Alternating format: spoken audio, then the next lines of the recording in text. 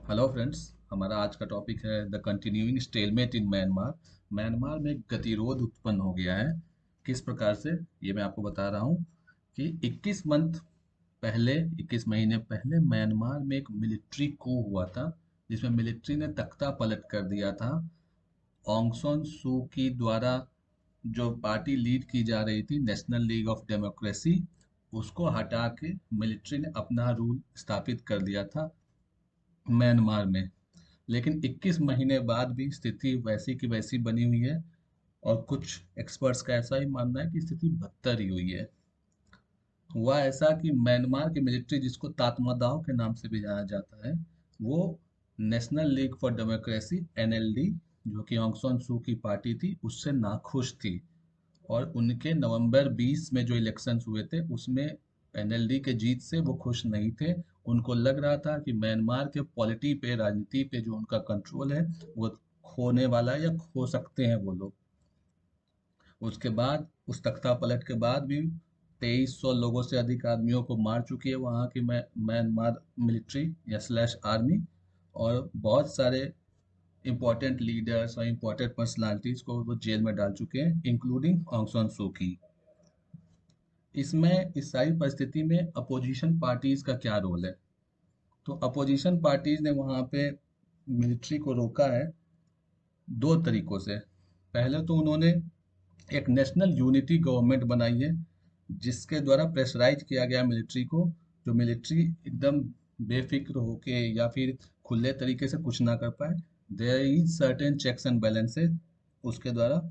और दूसरा एक हुआ है कि 20 एथनिक आर्म्ड ऑर्गेनाइजेशन, जो जातीय समूह है 20, जिन्होंने हथियार उठा लिए हैं, वो ईस्ट में, म्यांमार के ईस्ट में, उन लोगों ने थोड़ा ईस्ट वेस्ट और नॉर्थ में उन्होंने थोड़ा बहुत अपना पेरिफेरी ऑफ इन्फ्लुएंस बना लिया है, जिससे अभी तक पूरी तरह से मिलिट्री का राज ठीक से नहीं हो पाया है, और अभी भी एक गतिरोध वहाँ पे मौजूद है म्यांमार में। बट इथनिक इश्यूज क्या क्या है वहाँ पे?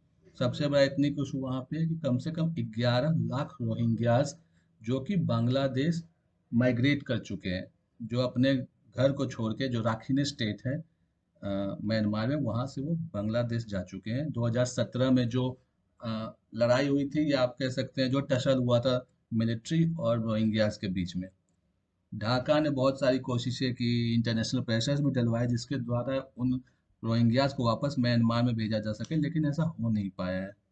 और अक्सर देखा गया है, और अक्सर सुनने में आया है कि राखीने स्टेट में और उस म्यांमार के उस इलाके में, उत्तर पश्चिमी इलाके में, अभी भी लड़ाइयाँ जारी है रोहिंग्यास और वहाँ की आर्मी के बीच में।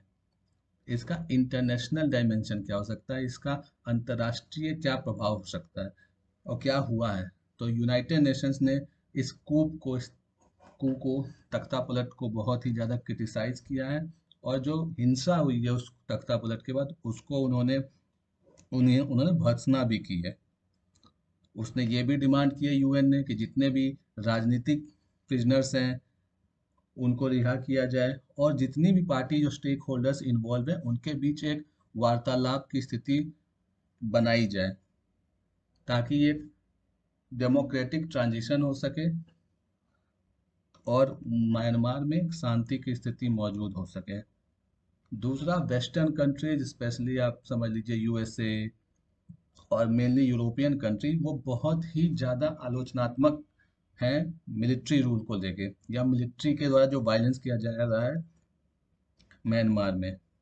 हालांकि देयर आर कंट्रीज जैसे कि रशिया और चाइना, उन्होंने अभी भी एक तरह से इनडायरेक्टली वहाँ के मिलिट्री लीडरशिप को सपोर्ट किया है, और बहुत सारे जो इंफ्रास्ट्रक्चर प्रोजेक्ट्स है, उनको अभी भी वो चला रहे हैं। जैसे China, Myanmar economic corridor China के द्वारा, और रशिया ने मिलिटरली भी हेल्प किया है म्यांमार को इस दौरान। अब आसियान कंट्रीज का इसमें रोल बहुत ज़्यादा आ जाता है, लेकिन आसियान कंट्रीज भी डिवाइडेड है। इंडोनेशिया, मलेशिया और सिंगापुर डेमोक्रेसी के फेवर में है, तो थाईलैंड और लाओस जो है वो मिलिट्री रूल के फेवर में है। और फिलीपींस और वियतनाम न्यूट्रल हैं, मतलब ना वो इस मिलिट्री को फेवर कर रहे हैं, ना डेमोक्रेसी को फेवर कर रहे हैं, या खुल के सामने नहीं आ रहे हैं। तो इस कारण से आसियान कंट्रीज ने 5 पॉइंट कंसेंसस जो उन्होंने डेवलप किया था, वो इम्प्लीमेंट नहीं हो पा रहा है। उसके बाद हमारे देश पे क्या असर हो सकता है या इंडिया के क्या कंसर्न्स हैं। तो हमारे देश में सबसे पहला असर हो सकता है कि जो वहाँ पे जो राजनीतिक कलह है या जो मिलिट्री वायलेंस हो रही है उसके चलते बहुत सारे रेफ्यूजी हमारे देश में आ सकते हैं। आज के समय में 50,000 रेफ्यूजी मिजोरम में आके कैंप्स में रह रहे हैं। तो एक बहुत ही चिंता का विषय है भारत की सुरक्षा के लिए भी। दूसरा, म्यांमार हमारे नॉर्थ ईस्ट प्रोजेक्ट्स के लिए या फिर ओवरऑल डिप्लोमेसी के लिए एक बहुत ही इम्पोर्टेंट देश है। और वहाँ पे अगर कुछ कलह हो रहा है, वो अगर स्टेबल नहीं है, तो हमारे बहुत सारे प्रोजेक्ट्स रुक जाएंगे। इन सब चीज़ों में इंडिया ने एडवोकेट किया है, इंडिया ने चाहा है कि जितने भी प्रिजनर्स हैं उनको रिहा कर दिया जाए और डेमोक्रेसी को जल्दी से जल्दी बहाल किया जाए वहाँ पे। रिकमेंडेशंस क्या हो सकते हैं इस मामले में? तो सबसे पहले India can explore the option of, मतलब इंडिया एक मीडिएटरी रोल प्ले कर सकता है आसियान और लाइक माइंडेड नेबरिंग कंट्रीज में। In Myanmar is a country in the Indian Ocean region. तो इंडिया यहाँ पे लीड ले सकता है वहाँ पे शांति बहाल करने में।